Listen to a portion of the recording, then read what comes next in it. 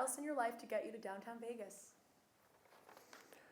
Well, I think unlike some here today, I've been in Las Vegas since 1968.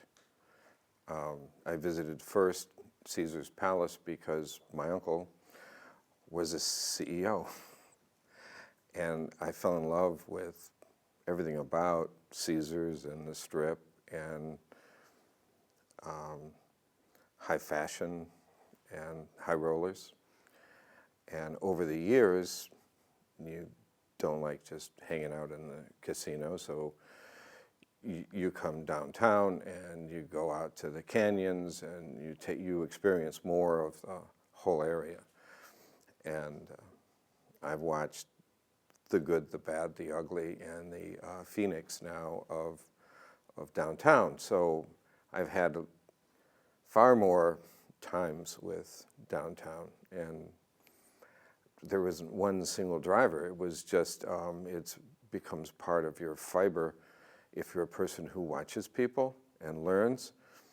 Being down here is wonderful because you get to see and listen and interact with a lot of people who are in some ways living out some fantasy they don't have at home, and in other ways living out some of the pain they don't want to share with other people that they know. So I guess part of being a sensitive designer or a creative person is to be able to be in places where people are more transparent, and I think that happens downtown. Awesome. And you've seen a lot, but not only have you seen a lot, you've been in the trenches in a lot of places, really with the people of each region. What has inspired you about this experience, separate from your millions of other experiences that you can take from here and apply it to other cities that you're working on? Well, what I find interesting is that you're absorbing, sort of suctioning, our popular culture. And downtown Las Vegas 10 years ago didn't have what one would think of as a global view of popular culture. And what's happening with what you're doing with Downtown Project is actually sort of a kaleidoscope of popular cultures from around the world, and repopulating those seeds, planting those seeds of all things. And it's not just Burning Man, but what is Burning Man? Burning Man is people from around the world who come to express themselves in some unique way. So it isn't that you're bringing something from Burning Man. What it is that you're bringing something from somewhere else that found itself into Burning Man, which is very convenient for Zappos, and taking the best of that to downtown. The same thing is true with the people who you're inspiring. So I got a chance to see some of the very passionate, inspired younger people, and it's very rewarding. So I'm going to take some of that or all of that, as you know, back to Detroit, and I'm going to express myself to the leaders there. And the same thing is true perhaps in Boston, which is a little more resistant to pop culture because they still think they have muskets in their hand. But I think that I've been bringing European and Asian culture to America and exporting what Europeans and Asians have felt is that American pop culture and the Disney experience. They look at me as delivering that, and I look at them as taking their culture and bringing it back. I think in the long run, that's going to mean that we're going to become more understanding of each other. Like the Robin Hood of culture exchange. I think Robin Hood was a little more agile than I am. But yeah. And you know, when it comes down to it, you are really an original entrepreneur before entrepreneurship was quote unquote popular.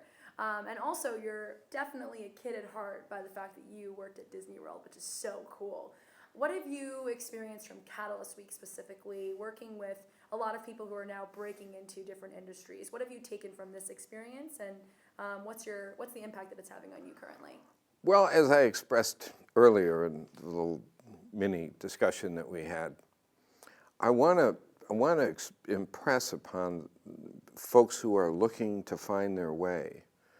So a lot of the people that are absorbed in Tony Hsieh's culture are people that he sees have great potential. And maybe by bringing them into the stream, they won't be sticks just kind of going like this, that it will, hopefully they'll flow into a stream where they can find their passion and a way to make a living at it. And I think that piece of it it's essential. What I would want to say to these folks is, again, like somebody said, don't give up, or, you know, believe me, I'm the school of hard knocks, that's why I look the way I do. But the key thing is, look outside of your passion. No one has said that yet. Somebody's a great photographs, you know, critters, or this woman who does the praying mantises. It's very cool. I don't know how many great images of praying mantises. I'm focusing on that because it's so unique. But then other people want to do something specific, and they have this focus because they think they're finding a niche. And that niche is going to bring them some form of reward, monetary reward, spiritual reward.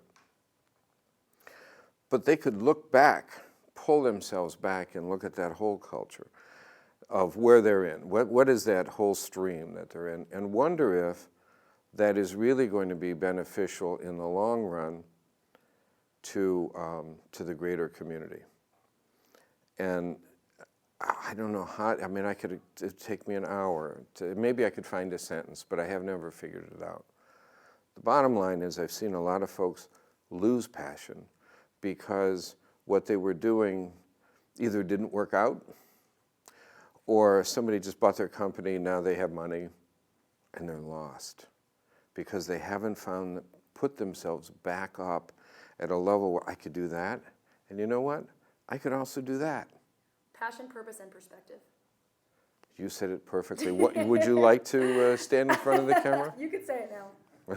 Passion, purpose, and perspective.